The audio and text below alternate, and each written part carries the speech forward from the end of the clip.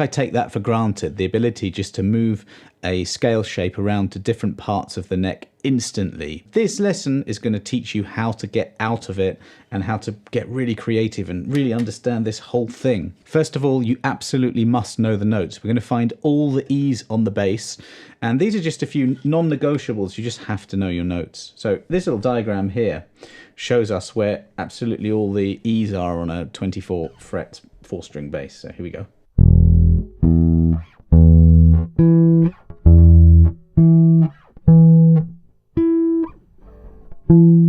Probably would never play that one here, but it is there.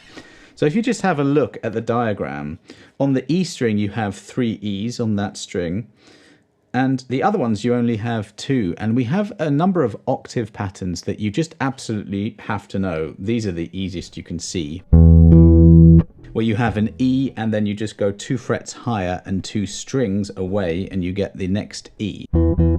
If you put your first finger on that E, on the 9th fret of the G string, you have another octave that goes sort of diagonally backwards. So whether you're on the E string or the A string, you have that very simple octave pattern. If you're on the 2nd fret of the D string, and you go this number of frets up, look, you go from the E, you go 1, 2, 3, 4, 5, 6, 7, then to the next string,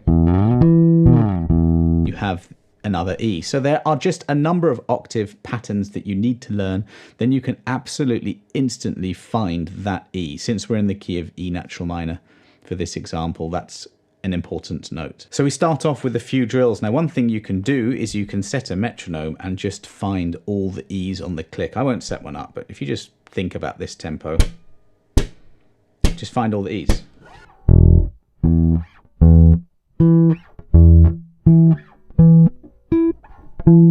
Okay, you can do that with any note, and you should. And you'll really very quickly see, there's patterns going on here. And with the E, you've got like the 3rd fret marker on the A string. That's an E. Obviously, the open string is an E. The double dot on the same string. You have all these positions on the bass that help you target that note. Next thing you have to know is the scale inside out. So our example is E natural minor, and here it is across one string. Another good thing to do to get out of the pattern. You probably, if you do know this scale, you know this pattern.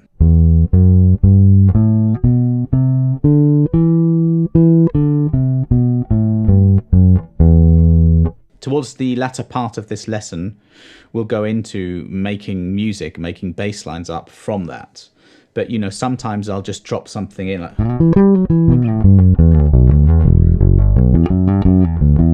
And I think that's the thing. There's probably too much to show you, and people are like, well, easy for you to do. How do we do that? Well, that's this lesson. But let's start quite simply, and that is to show the scale. So here it is.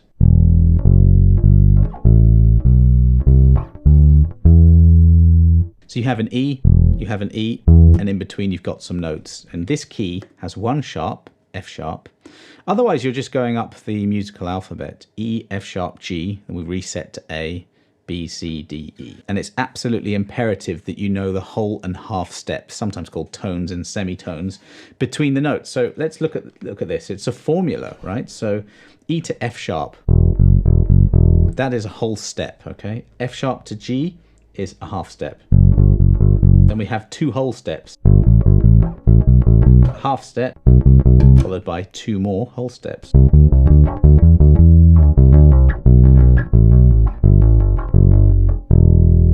If we go back to the original pattern that you might know, the 1 octave, you've got 1, 3, 4 fingering pattern on the A and the D string.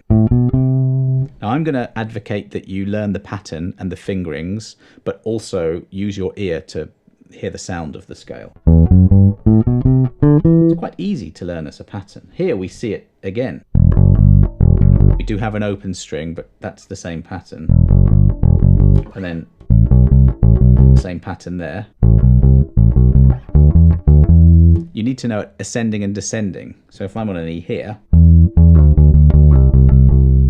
I know that the notes going down are a whole step away and a whole step away. It doesn't matter where I am on the bass. that's going to be the case. Don't worry about what fingers you use for now when we're going across a string. Here it is, just play whatever you can. There I went. Open string, then fingers 1 and 2, then 1, 3, 4, with a shift, and then 1, 3.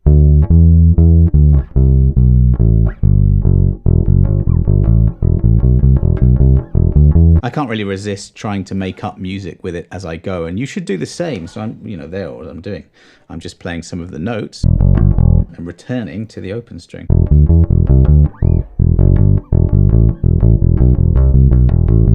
And as I'm going, I'm really making sure that I know the names of the notes. E, F sharp, G, A to B, B to C, D to E.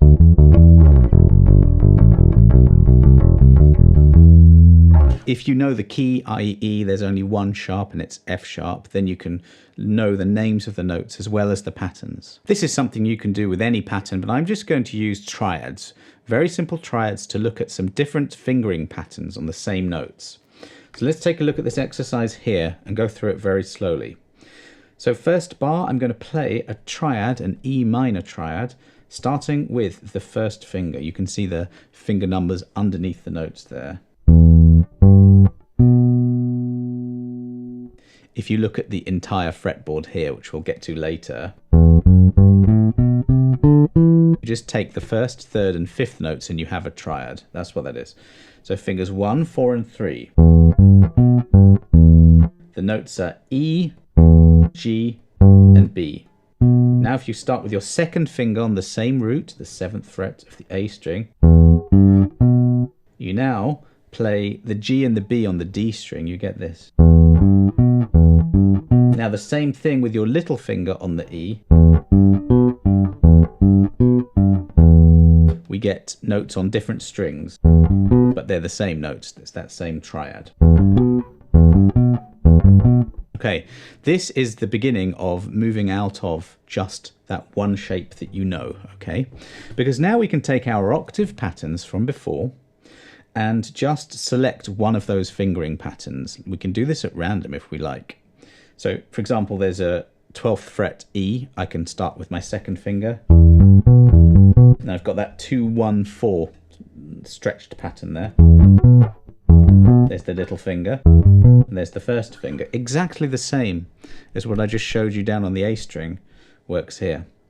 Another question related to this that I got is that there isn't much tuition about how to play above the 12th fret. But to me that question doesn't make any sense, because it's just the same. You would play exactly the same as you would down here. So the patterns are all exactly the same. It just repeats itself. So if you take a look at this diagram here, that would be all the triads up to the 12th fret. Or not all the triads, just the E minor triad in all positions. And if you look closely, if I were to go to the 7th fret, well, there you can see that first finger pattern, the little finger pattern, second finger pattern.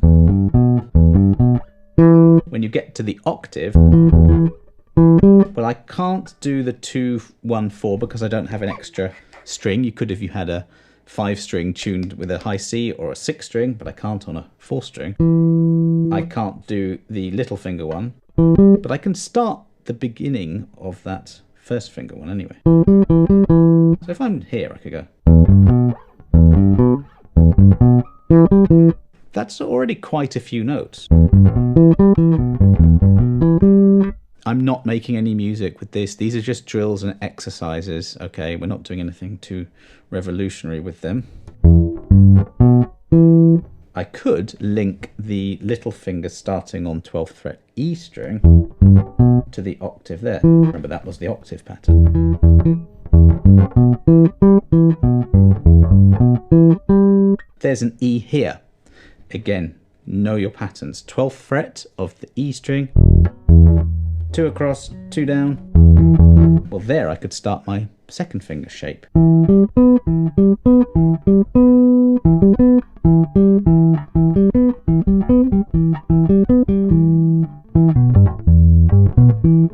This is about as simple as you can get, I suppose. Well, maybe the octaves were the simplest thing, and then the triad is sort of the next simplest thing. But you can extrapolate this out. So, for example, if I play the first 3 notes of the scale, E, F sharp, G. If we're talking finger numbers, that would be 1, 3, 4. Okay, find an E anywhere. You can do that. And then you can do that same idea as before. That was all starting on the first finger. What if I started on the little finger? It would now be same notes, E, F sharp, G. Except this time, you'd play the E. I'll give you the example on the A string. 7th fret A string. Then you'd go 4th, 5th fret D string. 2nd finger. Same idea, E, F sharp on the same string, G on the next string. If this is confusing you, you don't know the notes well enough. That goes on your practice log, practice journal to do that. Also, whole step, half step. Whole step is really easy to see. E to F sharp, there's a big, great gap between the notes, okay? And half step is simple as well, because there isn't a gap, okay? So that's what you're looking for and listening for. Okay? Do you see how I'm moving out of position? Little finger, I'm sort of there, I'm here, but yet I'm playing the same old simple notes. I promise you we will get to a point in the lesson where we actually make a bit of music from this. Doesn't sound very good at the moment, but it is good for moving us into different positions. If I'm here, I can shift. And I am very, very, very aware of where all the E's are, okay?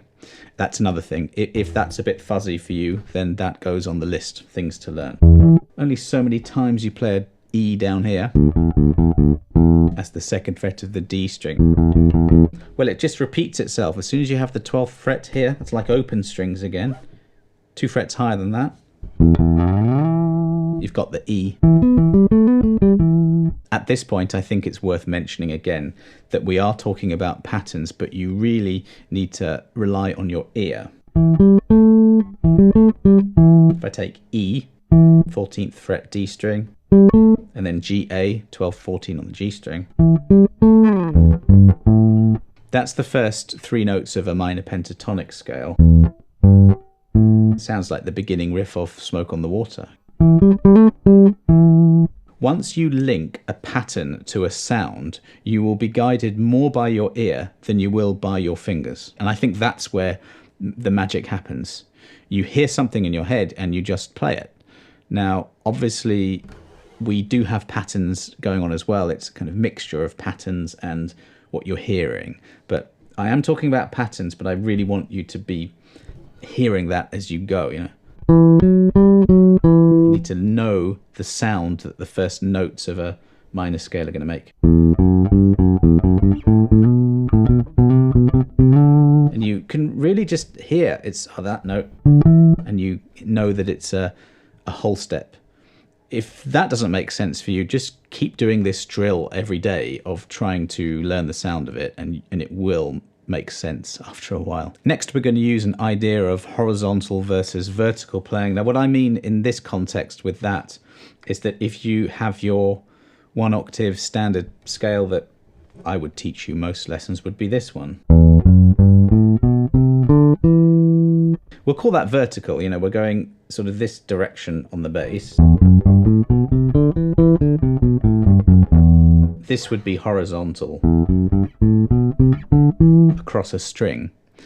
And one good thing to do is just to mix it up a little bit. So don't rely on the same shape, because it's easy to get stuck in that. I don't know if you can relate to that. If you do know just one shape, you're trying to create with that one shape, but you can't really see outside of that. Well, this breaks you out of it. Let's look at this exercise here. So follow this.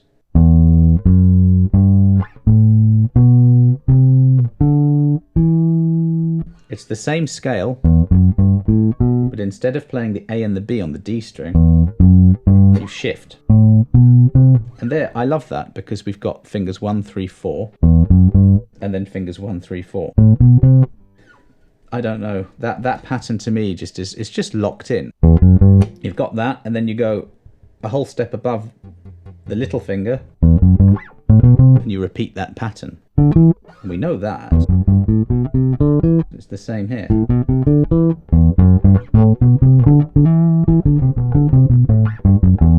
Now, as soon as you have the notes under your fingers, and don't forget there's a shift there,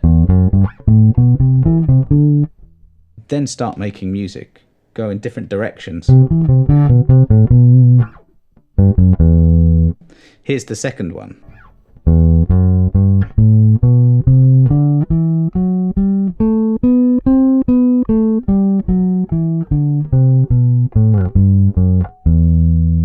So it starts off the same. When I get to the D, I just shift up to the E, and provided you do know your shape really well down here, it's just the same thing now. See that fingering pattern of 1, 3, 4, 1, 3, 4? Since I know this is an E, I can just reel off that pattern there or there. So once you start to get this down, do that. Sort of start anywhere randomly, really.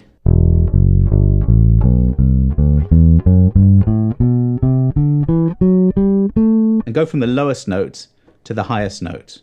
Now, I would say that's quite an advanced level where you're getting to that level of just playing all of the notes in any direction you want to go in, but you know, we can lead up to that. This diagram shows where all the notes of the E natural minor scale are. You can see the triads within there. And it's just the same practice really, just fleshing out more and more notes as you go. There's the first 3 notes, plus the 5th.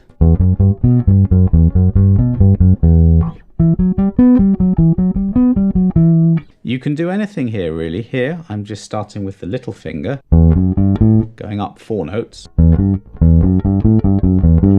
maybe mixing them up a bit, then just finding another E and doing the same thing. When you're a bit familiar with that, maybe add some of those notes going down. At the beginning of the lesson I mentioned that, going down, whole step, same here. And it's about familiarizing yourself completely with the sound and with the shapes, and of course that comes with doing it over and over and over again. That's practice, can't get around that. I have a backing track here that you can download for free. I'll put the link down below. So this is the part of the lesson where we can start to use some of these in real playing. What I'll start with is just sort of a call and response thing. So I'm just going to make up something like that using a few notes. That's that first bit of the minor pentatonic scale. And then I'm just going to play the same thing higher up, using the same notes.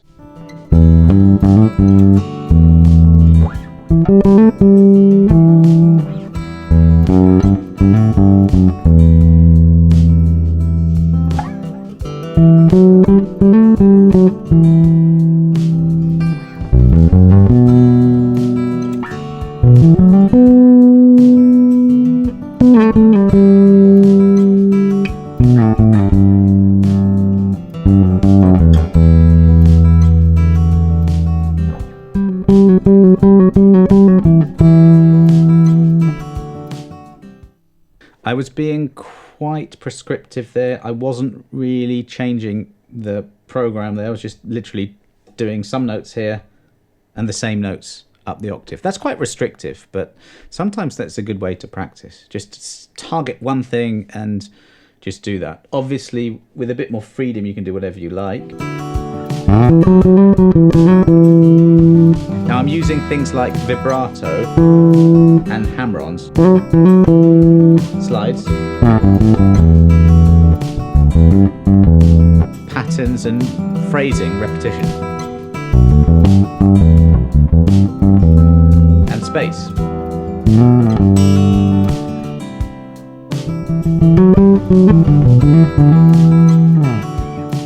Just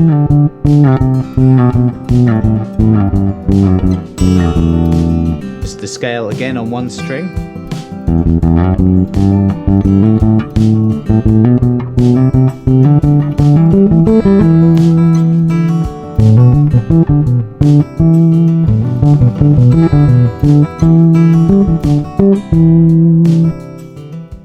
Now at the end, obviously I know this fairly well, reasonably well, the scales and the patterns. I wanted to get away from thinking patterns and think more, what do I want to play? And that comes from musicality. It comes from listening a lot and doing this a lot and working out melodies and solo lines and all of that. And then you fall back on that.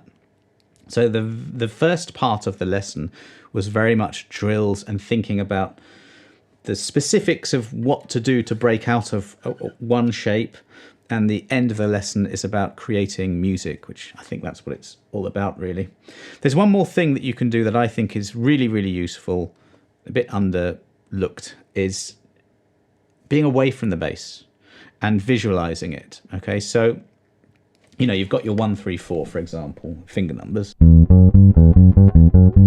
You can literally be away from the bass and just visualize where the E is and your fingers doing that, and then going up an octave, 2 across, 2 up, playing the same thing.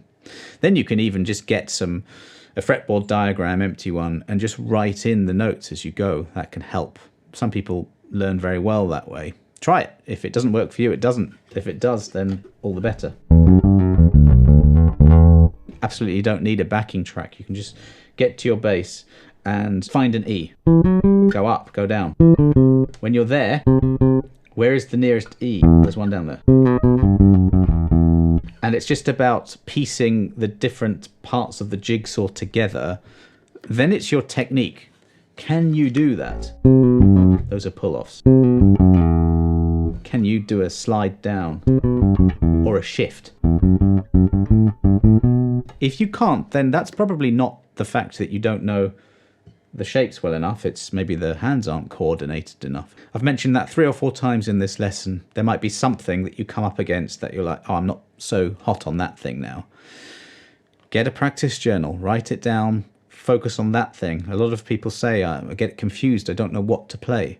Well, if you do even what I've told you in this lesson, you will come up against 1, 2, 3, 4 things that are a bit weak at the moment for you. That's great. That's feedback, okay? And that is to be made into a strength.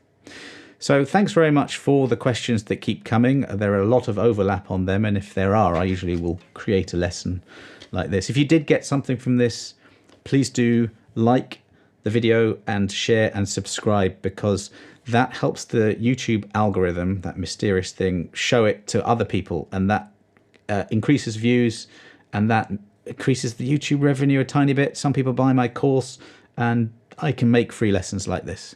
But I kind of never say thank you for watching these lessons and for subscribing, but really thank you. It's really amazing that I can do these lessons and I love it. So thanks very much, and hopefully I'll see you on the next lesson.